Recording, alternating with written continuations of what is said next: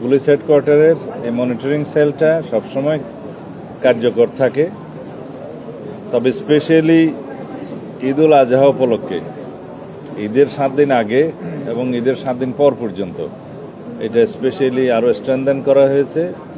সেই হিসাবে লোকবল দেওয়া হয়েছে এবং মহাসড়কগুলো সার্বক্ষণিক মনিটরিংয়ের আওতায় আনা হয়েছে। তার সাথে পশুর হাটগুলো সমস্ত জায়গায়, আর যে সমস্ত জায়গায় এক্সপ্রেসওয়ে আছে, যমুনা ব্রিজ থেকে শুরু করে পদ্মা ব্রিজ, সব জায়গায় আমরা একটু বিশেষ যত্ন নিয়েছি।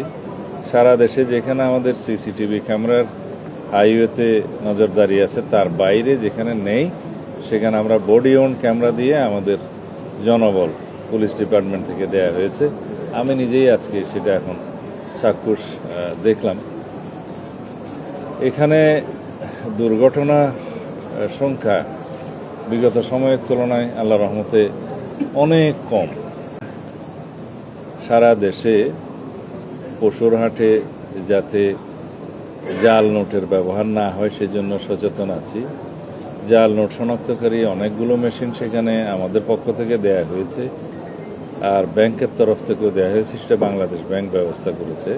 বিভিন্ন ব্যাংকের শাখাসমূহ সেখানে তৎপর আছে। এছাড়া যাতে শৃঙ্খলা থাকে, অনুমোদিত পশুর হাটগুলোর বাইরে যাতে কোনো হাট না বসতে পারে সেজন্য আমরা খুবই কঠোর ব্যবস্থা নিচ্ছি।